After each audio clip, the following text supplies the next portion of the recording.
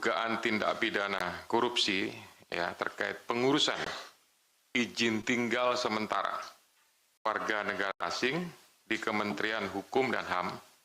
Ya, saya sebut Kementerian Hukum dan HAM sebelumnya karena temposnya itu ada dari saat Kementerian Hukum dan HAM yang kemudian saat ini atau sudah beberapa waktu yang lalu, sudah hampir 2 tahun berubah menjadi Kementerian Imigrasi dan Pemasyarakatan ya dengan tempos waktu kejadian tahun 2022 sampai dengan tahun 2026.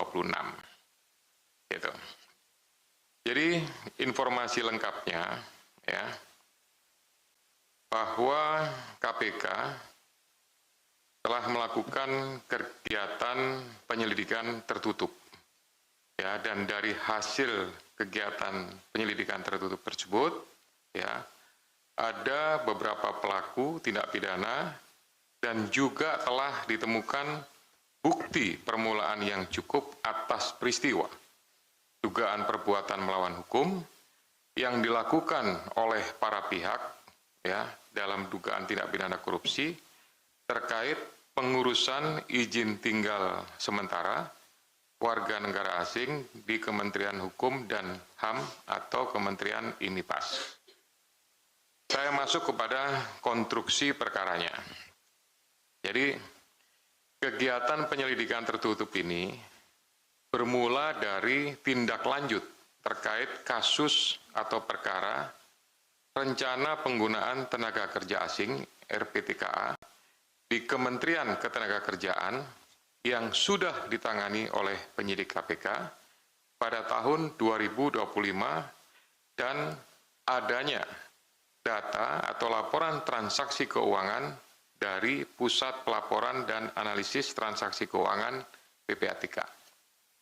Jadi saya tambahkan bahwa ini sebagai latar belakang ya, gitu.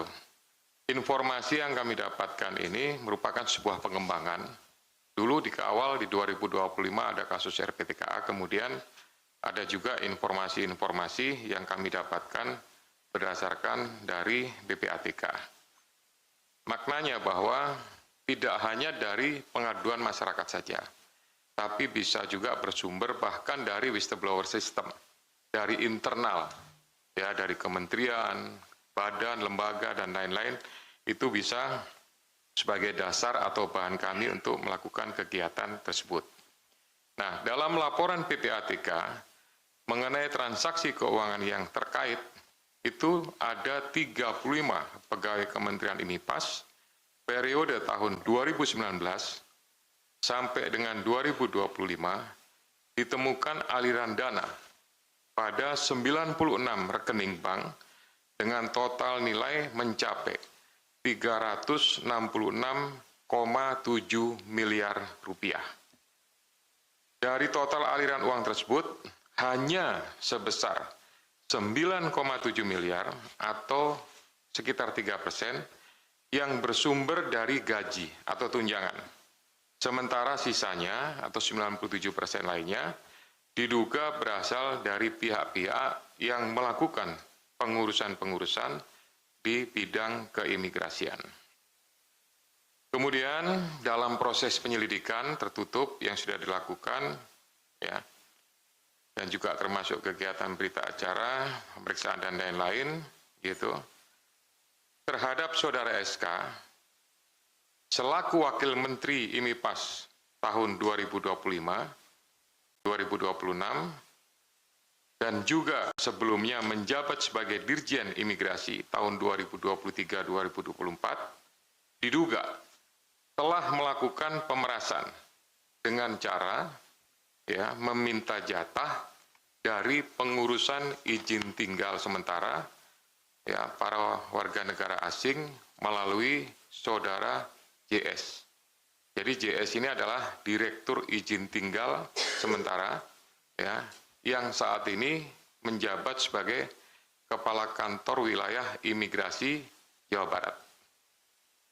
JS kemudian memerintahkan kepada BGS dan TBS, masing-masing keduanya adalah Kasubdit pada Direktorat Izin Tinggal, untuk melakukan penarikan permintaan biaya-biaya ekstra, tambahan, atau pungli dari para pengurus, baik itu penjamin, sponsor, ya, untuk para warga negara asing ini, untuk setiap dokumen permohonan izin tinggal sementara yang dilakukan proses-proses permohonan di, baik itu di Kanim, karena ada beberapa kegiatan, ada perpanjangan, ada alih status, ada update domisili, termasuk juga penambahan untuk dependen. Dependen itu misalkan dia membawa istri, anak, keluarga, dan lain-lainnya.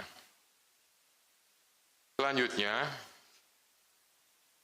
untuk melaksanakan perintah tersebut, jadi perintah yang dari atas tadi diturunkan kepada direktur menurunkan lagi pada Kasubdit, dan diturunkan lagi nih, gitu. Ada staf-staf yang khusus untuk melakukan perintah tersebut, ya.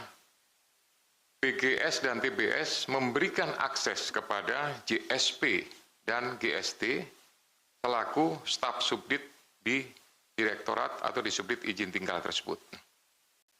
Kemudian khusus untuk GST, ini diduga memanfaatkan beberapa rekening nomini sebagai rekening pengepul untuk menampung fee dari setiap pengurusan izin tinggal sementara yang bersumber antara dari penjamin, ijazah juga dari para biro jasa, atau sponsor yang mengurus proses dari warga negara asing tersebut.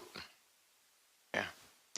Kemudian ini juga mengkonfirmasi ya bahwa ada rekening-rekening yang tadi saya sebutkan di awal, yang 96 rekening itu yang sudah ditelusuri oleh pihak-pihak PPATK, itu ya, rekening-rekening ini ada yang nomini. Jadi ada yang menggunakan cleaning service, ada yang menggunakan office boy, ada yang menggunakan keluarga, gitu, kerabat, gitu. Bahkan ada yang menggunakan rekening-rekening yang beli, gitu. Jadi memang tidak menggunakan rekening dirinya sendiri, tapi menggunakan beberapa rekening-rekening yang lain. Ya. Jadi selama periode 2022 sampai dengan 2026, para pihak di Direktorat Jenderal IMIPAS, ya, atau sebelumnya di Kementerian Hukum dan HAM, itu menerima uang secara langsung, ya, baik tunai maupun transfer, baik yang melalui layering atau perantara, sekurang-kurangnya nilainya nominalnya adalah 145,5 miliar. Uang tersebut dibagikan kepada para oknum, ada pihak-pihak di Direktorat Jenderal Imigrasi yang setiap pekan di hari Jumat, ya, salah satunya kepada saudara SK ini diperkirakan menerima jatah sekitar 100 juta rupiah per minggu.